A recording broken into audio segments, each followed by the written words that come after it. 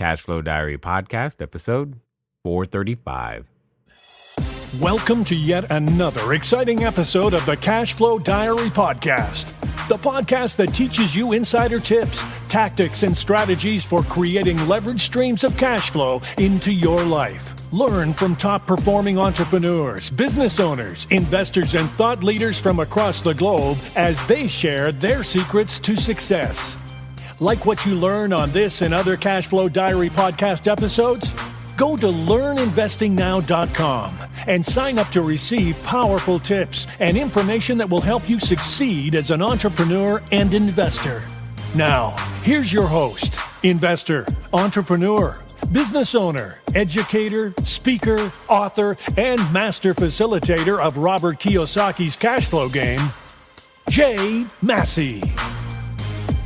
All right, ladies and gentlemen, welcome to another episode of the Cashflow Diary podcast. I'm your host, Jay Massey, and I'm glad that you're here today because, for some people, fun is business, and business is fun, right? Many of you, you're out there, you're trying to build your cash flow, you're trying to make things happen, and you're just hoping that business is fun. And today's guest, our fun is his business, which is an interesting way to look at things, I think, for sure. But I think we're going to learn a lot of useful lessons because many of you, you're trying to figure out how to do this on the side. You're starting on the side and you're hoping, will this thing grow into something that is substantial? And we all have different definitions of substantial. And what's going to be fun today is that you're going to be able to talk to and hear from an individual who has done exactly that. Something that started out on the side, but came something real with employees, real as in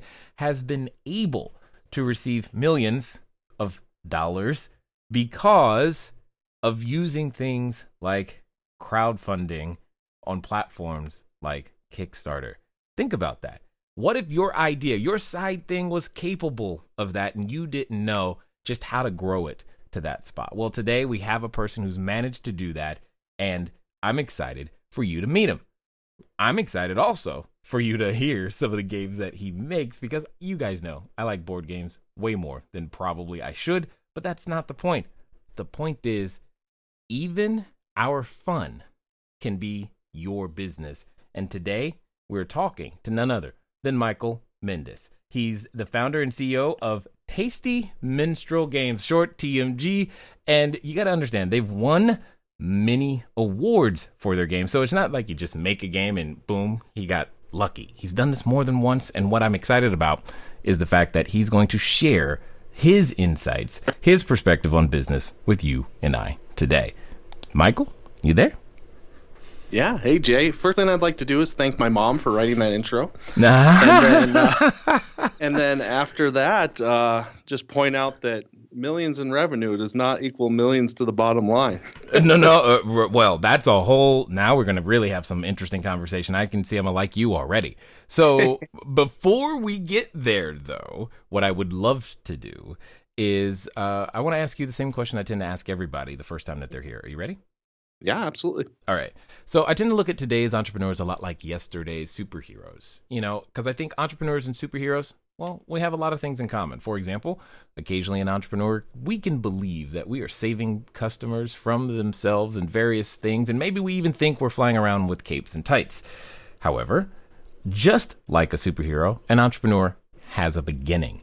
If you think about Spider-Man, for example, he was a college student, then taking photos for the paper. One day gets bit by a spider, and now he has this newfound ability that he has to go out there and choose to use for good or evil. So, my question to you, Michael, is before the awards, before even the idea of making board games, before being able to go out there and have a company that does actually do millions of dollars of revenue, what we want to know really is, who is Michael Mendes? Well, I think it all starts back when I was about 4 or 5. Is my earliest memory of being super into games. I remember I was playing Candyland up in my room yes, by myself because I probably exhausted all the people who were willing to play with me. Right. And playing it and, going about the game and thinking, I feel like this game would be better if there was a shortcut here, if the map was a little bit different. Imagining those things in my head and replaying it and be like, yeah, I enjoyed that more. So that's the earliest. And then when I was around 7, I started, or maybe a little earlier, I started playing chess with my dad. And that led to me being on the chess team. I was on the chess team from in first grade all the way through a senior in high school. When I was 13 in junior high school, a game called Magic the Gathering came out. Yes. Sorry. Of course, people know about that. I played that a lot. Semi-competitive. I mean, I played in several Pro Tours. Didn't do well enough to mean much, but I played in several. In around the year 2000, I discovered German design board games, things like Settlers of Catan, which led into things like Carcassonne, Puerto Rico. And I've loved games my whole life. This whole time, and play video games, computer games. I'm 35 now, and I basically say that I've spent 3 decades spending every moment of my life either playing a game, thinking about a game, or being frustrated by the fact that I wasn't able to do either of those. I totally understood. I did Magic myself, which is it's actually, I thought it was fun. It was awesome, and I likened it to chess as well. I liked it. Man, Magic was pretty good. I never went too far either. I did play in a couple of tournaments, but I was really good at frustrating people. That was like my fun thing, is how to frustrate you. I was that blue-white, if you think about the colors. I was the blue-white guy that my entire job was to make sure nobody won and you quit. Pretty much. It was awesome. Anyway, I digress. So what on earth... other than the fact that you love board games, because see, there's a lot of people who love games of various kinds, but I think it's a special person who then decides to take on the responsibility of entertaining others and providing board games for other people. That's a leap. Tell us how we get to that spot. Sure. I was going to be graduating from college. I was married at the time. I still am, to the same wonderful lady. And Erin is her name. I was planning on publishing board games, but we both wanted to have children, and I was going to be graduating, so we, get a job and all that. We were successful in our attempts to bear children, and so I decided that I wouldn't take the risk of starting my own business when I had the option to go to work as a financial advisor, working with my father. It's something I knew that I would be good at, that I would enjoy. Of course, it wasn't games, but I knew those things. I'd work with my dad. I like my dad. I think he's a wonderful person. So, and my wife wanted to be able to stay at home, raise our kids. As long as she wanted to be able to do that, I wanted to be able to enable her to do that. So I went to work as a financial advisor, and as predicted, I did very well. I was good at it. I enjoyed it, but it wasn't games, right? And so every couple of months, maybe every 4 months, but periodically I would come home. Maybe something got me a little bit down. I dealt with a lot of people who were a lot older than me, right? So often I would have situations where people that I really liked and had a good relationship with, clients, they would get dementia or pass away, or their spouse would. Right. Things like that would get me down. Working through 2008 and 2009, worked really hard to protect people's money from everything that was going on, was pretty successful at that. But interest rates became much lower. People had money coming due that was getting 5%, and then all of a sudden I'm saying, oh, well, no, we don't want to go risky on this. I know you were getting 5%, and that was awesome, and now we can get 2%, right? So these kind of conversations build up, and it's not games. So I come home, and I say, yeah, things are going great, and doing this, earning more money than any 24, 25, 26-year-old has any right to expect. And And my wife would just be like, at one point in time, my wife said, we're going to be together for a very long time.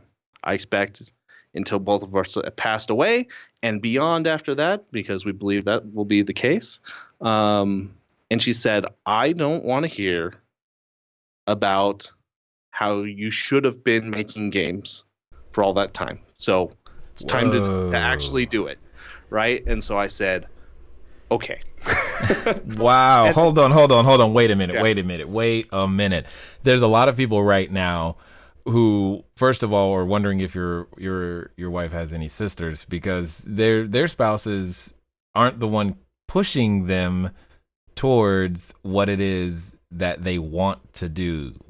That's completely different. So you're saying the situation was it's something you wanted to do, but you weren't willing to go after it until she said, "Hey, go do it." Yes. And she did that with the understanding I was going to be doing this spare time. I was not going to be risking the livelihood, the ability to eat, the ability to have shelter for me or her or our family. And we had the benefit of, so while I was earning quite a lot of money, we never really got all that fancy about, this is where we live or this is what we drive. And anytime we sort of stepped in, put our toes into that being fancy pool, we always were like, don't like this as much, really. So,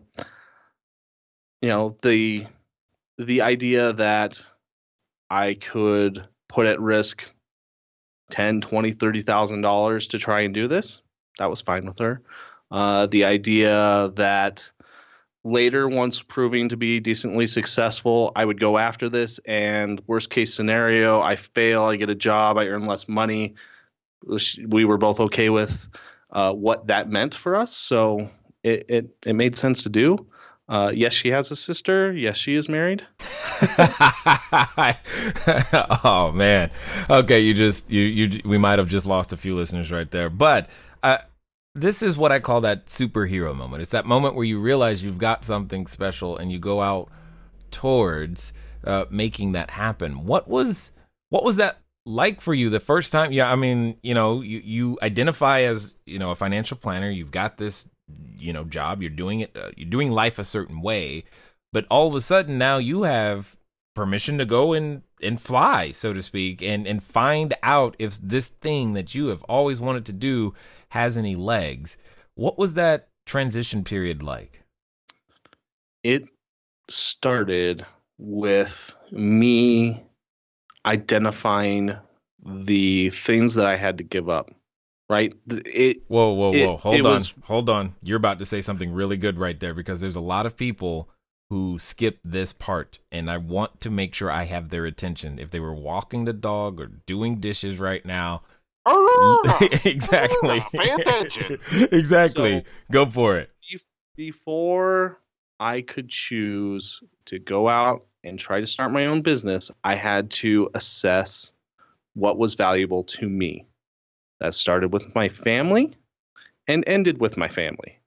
And so the things that came from that meant I was not going to sacrifice time with them, which meant I also could not sacrifice work ability, because I needed to provide.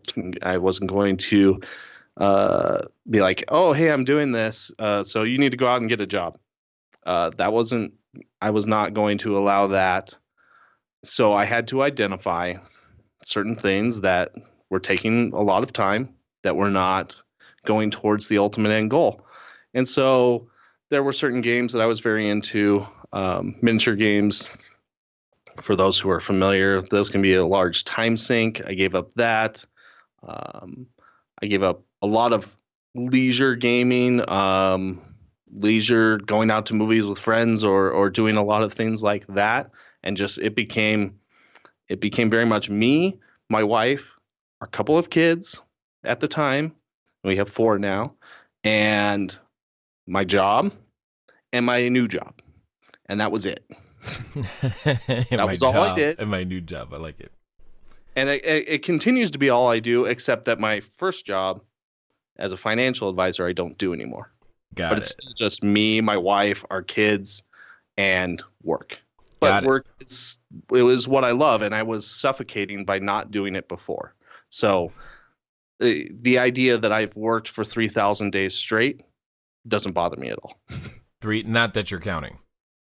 Well, someone brought it up the other day, and it was like 8 years worked out to be just short of 3,000. So they were complaining about working 10 days straight, and I was like, well. Try this one on. You're like, oh, well, never mind. But let's talk about that. JJ, if I may. Yeah, by all means. Is that all right? Yeah.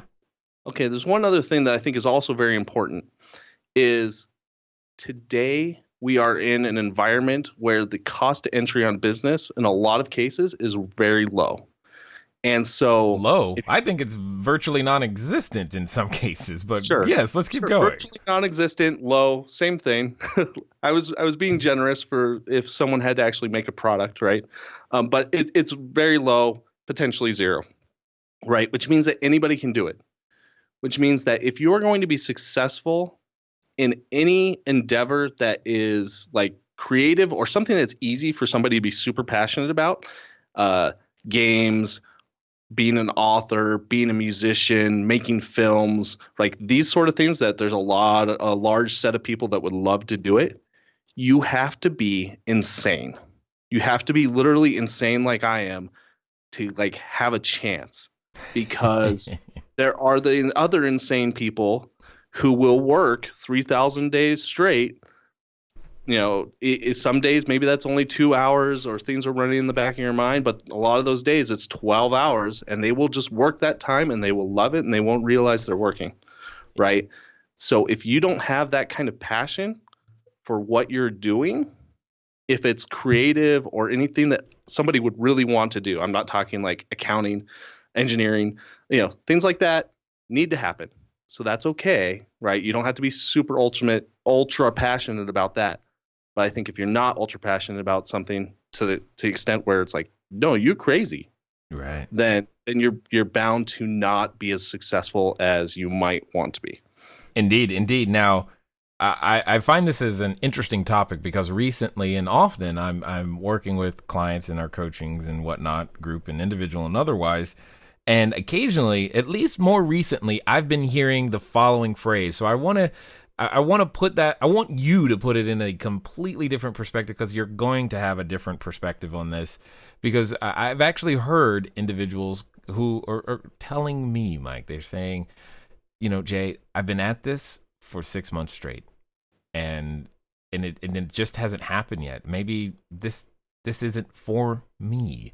I don't know that this thing works. But now, mind you, and we're talking about real estate and real estate related strategies, sure. Not something that's unproven, like coming up with a board game out of nowhere, sure. Right?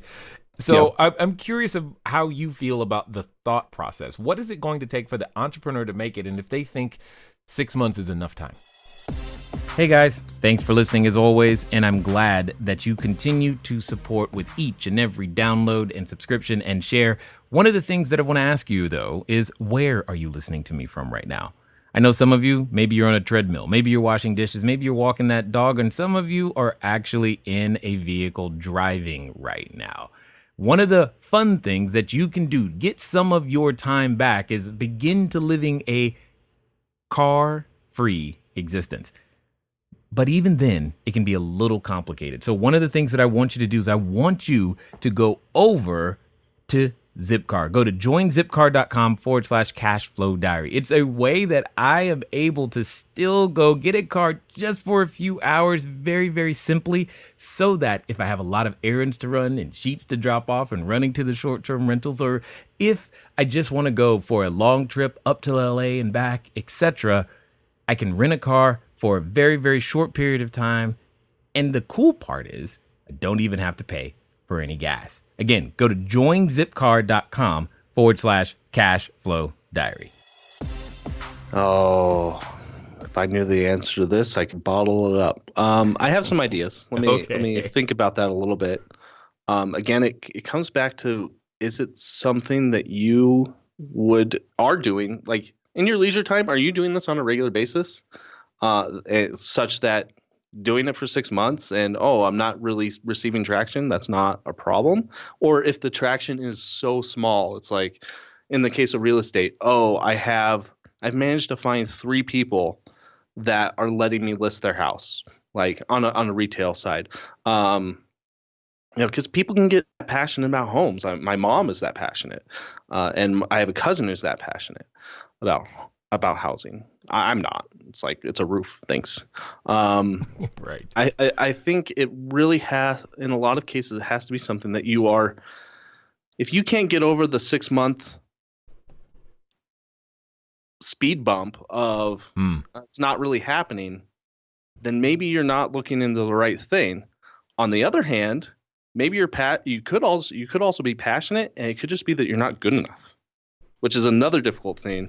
I think one strategy, especially if you're young, would be if you really want to be in a specific industry, to find a way to be in that industry as close as possible to someone that you recognize as having done it and maybe can impart wisdom. So, for example, Daniel, who works with me, who's now the president of TMG while I'm the CEO, started with me 3 years ago. And like I would be able to provide these shortcuts. Oh, this is important. It's important to get back to customers this quickly.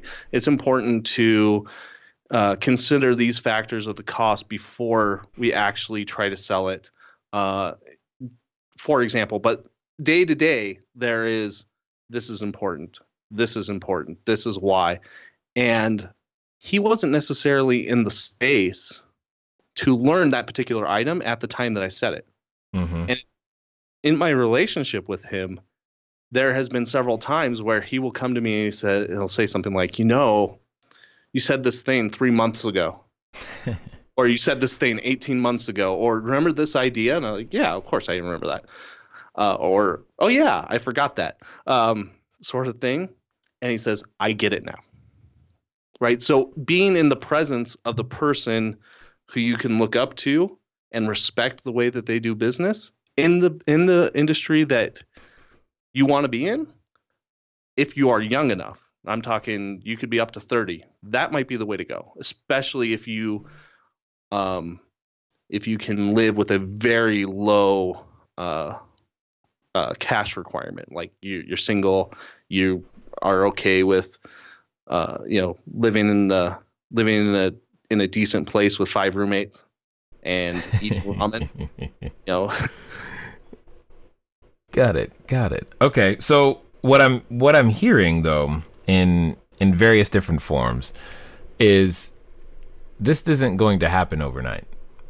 No, I don't think so. Okay. So when someone approaches or someone looking to build business, regardless, I mean, you started out as a financial planner and then advisor and then moving over, over time, there seemed to be a systematic plan that was being executed slowly to be able to evolve at something.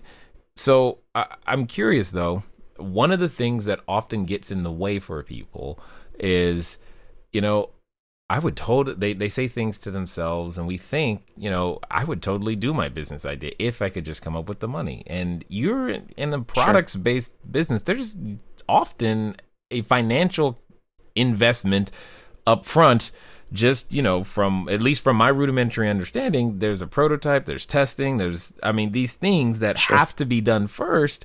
So let's pretend that an entrepreneur listening right now is thinking of something that has that in front of them. How do they deal with that as that is currently perceived as an obstacle? So I am of the opinion that a lot of quote unquote obstacles are put out there as a way to make it okay that you're not putting forth the effort. That might be overly like, I'm not going to let you get away with saying this to yourself. Might be a little bit mean to say, but that's how I feel. You can't, and I will follow that up with something you can do if you have these obstacles, right, and you have a specific business, I assume you are going to eventually be looking to sell something to someone, right? And I have I have a handful of things which are free. First, MailChimp. Second, Facebook. Third, Twitter. Fourth, Instagram, right? Assuming you have the basic access to internet, you have a phone that, lets you do these things, and or a computer, which if you're listening to a podcast, you probably do. Right. So you can't sell something until you have someone to sell to, and you can't sell to someone until you have their attention, and you need to have that relationship before you want to sell it. Otherwise, the person you are trying to sell to will smell it, and they'll just be like, because you do it, people do it to you, and you go, oh, get away, you. Right? I had enough of that. So those are the things that I would say, and then I would follow up with saying something like, if you have a little bit of money and you're looking to get audience traction and you're having a hard time reaching people anyways, Facebook ads are really inexpensive to do. I mean, they're decently expensive, but you could be in a position where you spend $50 a week or $20 a week and be getting eyes on what you're doing, and you could at least find out. You could get some sort of inkling of if you are good enough, or get the feedback of people saying, no, you suck. If you're like, well, that's okay, I really want to do this, you can adjust and get better. But if you don't get that feedback, if you don't interact with people, it's not going to happen. And this is me, who is I am so afraid of talking to people. It sounds like, I'm having a good conversation with Jay here. I think I am. But, I am very, very, very afraid and anxious to just go up to people and talk to them. Yeah. Sometimes, you got to deal with it. You get over it by doing it and realizing, I didn't die from this person and saying hello. Right. Although it can feel like it occasionally. Yeah. I'm aware. Especially if there's like music that's at a certain level where you kind of can hear each other, but you have to shout, and people are in these circles of 5 or 6 people with their drinks, and you don't drink alcohol, so you're like, hey, I totally am drinking water. What are you drinking? Totally. Yes, you and I have a lot to relate on right there. So now talk to us a little bit, because I know that part of your strategy for TMG has been using technology in various different forms, and through crowdfunding and sites like Kickstarter. Yep. What was that like? How did that even come to fruition? And most importantly, I mean, having such a successful campaign, I'm assuming there was a little bit of planning on the front end, or did that come out totally unexpected? Sure. There's a couple of watershed moments. The first one is super basic, so I'll go over it quickly. When I was deciding about those things to give up, I had a bunch of games, which I assume would appeal to my audience, that I recognized I hadn't played and I wasn't going to play. So I took those games. I decided I was going to give them away. I was going to pay for shipping. And I took a picture of me with all the games in the back, and I made a list, and I posted on Board Game Geek, which is the largest forum for the people who are my customers. And I said, and this was back in 2009, I said, hey, sign up for my email list. If you're on the email list, I will randomly select people at this date to get these games. I will ship them to you for free. It's free. It's free. I'm going to start a board game company. That's why I'm doing it, and I want to be able to talk to you. And I had 700 people sign up in like 2 days. So that was watershed moment number 1. But watershed moment number 2 was when we did our first Kickstarter, which was back in 2000 and I don't know, it was like 6 years ago. It was a long time now. Yes, it feels like it. So we grew into a lot of things. I was scared. I was scared so much of that first Kickstarter project, because this game that we did, Eminent Domain, was designed by my best friend, Seth Jaffe. And I thought, what if we put this up here and it fails? Mm-hmm. What does that say to me about everything that I've done thus far? Does that the marketplace telling me, no, you suck? Stop, just keep being a financial advisor, buy games that other people make, enjoy those. So I was worried about the implications of failing, such that I was super scared. We launched it. We knocked it out of the park. It was the highest funded game at that time. It stayed at that place for like 18 months. But this was $48,000, which is a drop in the bucket compared to what goes on today. So we had a lot of advantages of being able to grow into things, make errors, do experiments that people would be less likely to get away with today. So there was that advantage. That's how things kind of came along. Those were two major things. Yeah. For me when it comes to technology and whatnot. Getting that marketplace validation is key, but let's not underscore. And I know today, from today's perspective, you're like, that was $48,000.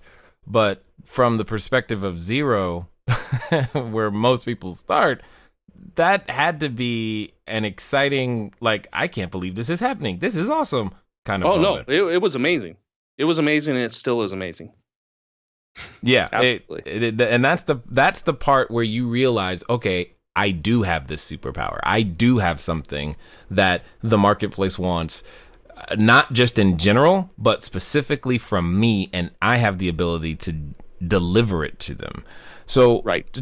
Talk to us a bit about the process of going from that, realizing, hey, I've got a superpower, I'm going to use it for good, to maturing, or the phrase you seem to like to use is growing into it, into where you are today.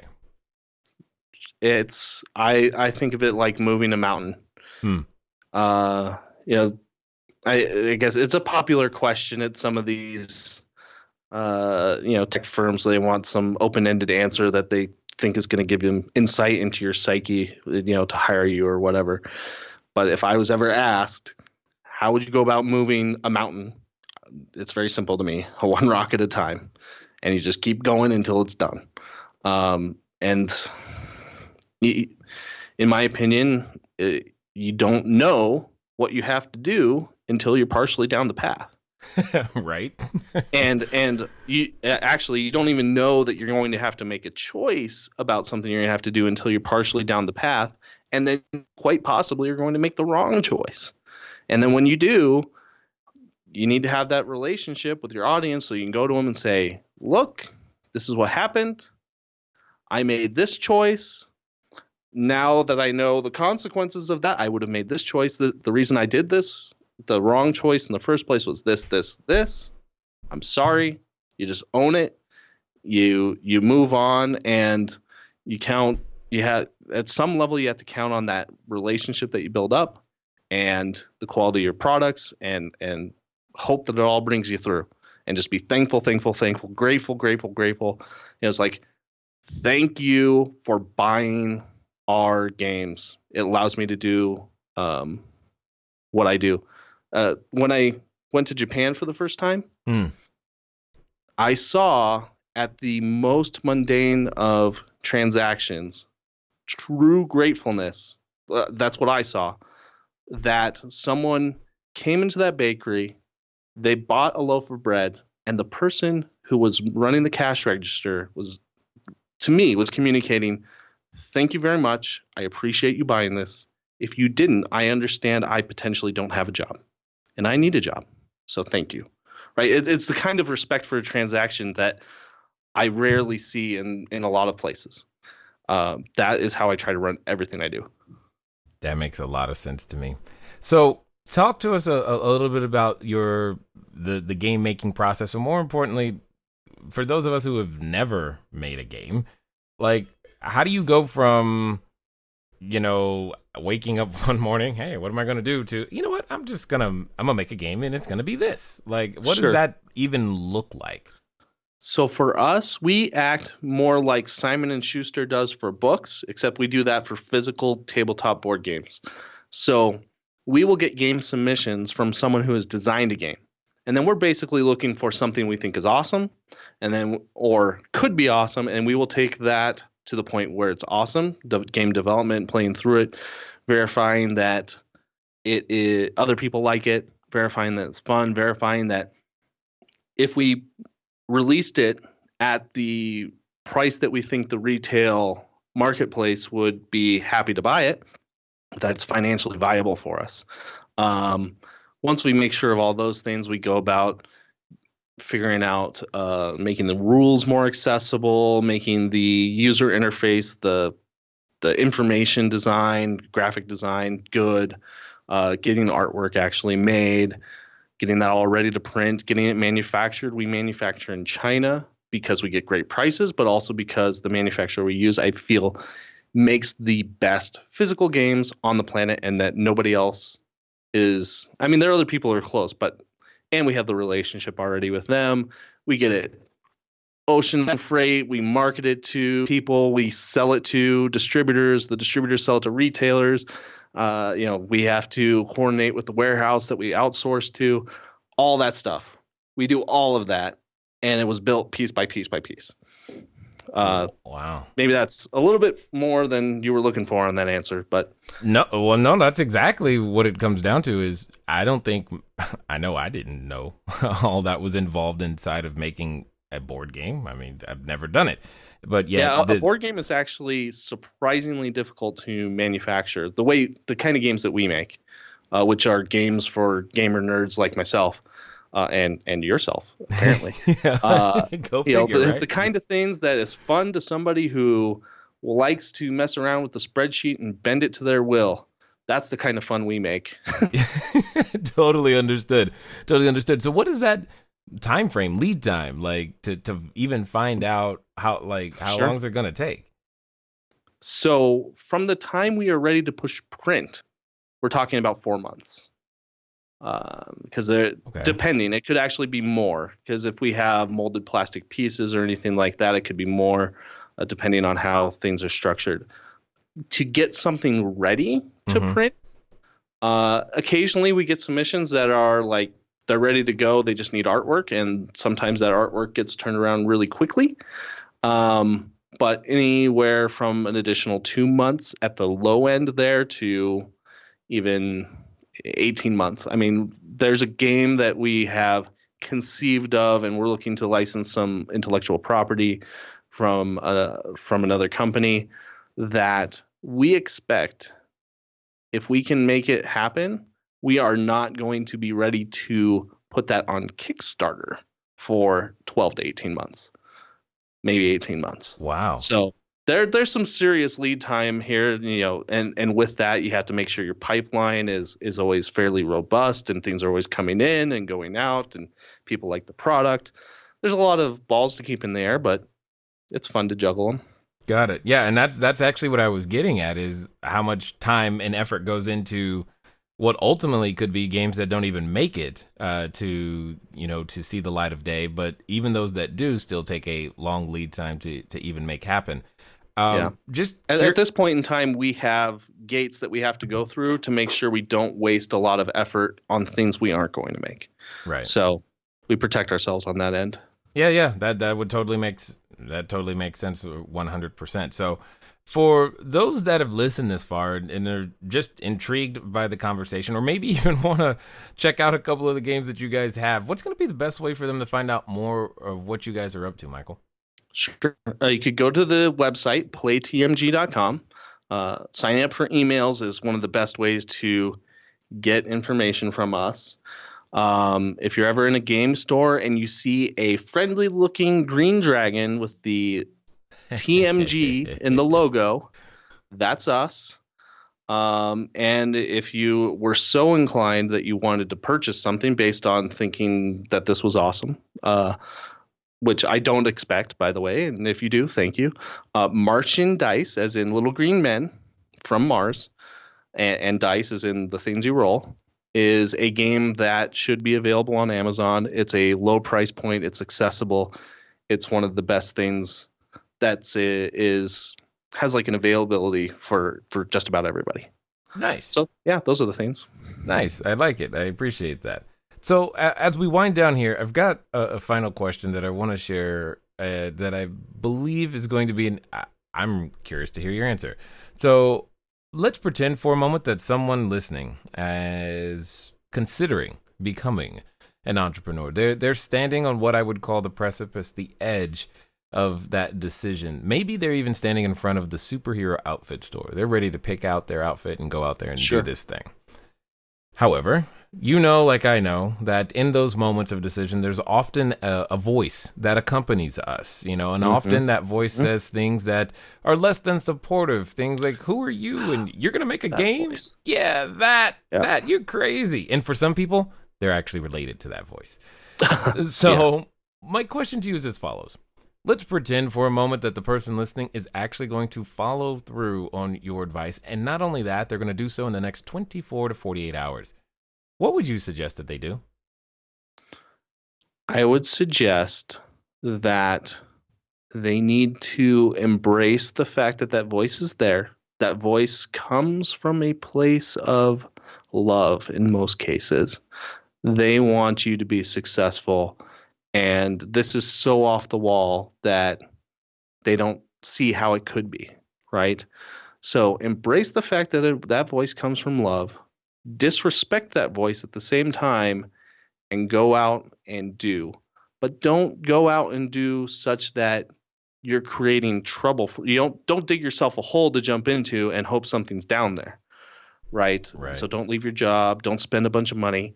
Just start with trying to build an audience, trying to communicate with them on a regular basis, and figuring out, is this something I would actually want to do in a way that doesn't require you to jump and for a net to appear? Because if you jump and you're expecting a net to appear, in my opinion, in a lot of cases, it won't. And you go splat. And then that voice was right. And then the next time you want to jump, hoping that a net will appear, you will potentially listen to that voice so much that you just won't even bother. You just won't even do it, right? Yeah. So know that the voice comes from a place of love. Disrespect it in the case that you're actually going to go out and try, but don't risk your ability to live your life the way you want. Carve out the time that makes sense. The 2 hours you spend watching House of Cards, the the things like that. The 3 hours you spend every week at your friend's house for the role-playing game sessions. If that's what you have to give up, give that up. Test it out. Got it. Totally understood. There is a sacrifice required anytime we're bringing something new into the world. And I definitely appreciate you taking the time to break that down, and most importantly, be the example that many can choose to follow, and sharing your knowledge, insight, as well as your wisdom here with us today at the Cashflow Diary. Yeah, thanks, Jay. I loved it. All right, ladies and gentlemen, you know what time it is. It's time for you to move at the speed of instruction. What does that mean today? That means actually go back over the notes that you've just taken. If you didn't take notes, listen again. Grab those nuggets, and hey, if you happen to be in a game store, look for the little friendly green dragon and pick up a game. You never know. You might learn something new, have some more fun, start a new relationship, all over a board game, because that happens a lot of times. Ladies and gentlemen, it's been fun talking to you today. I look forward to talking to you soon. Until next time.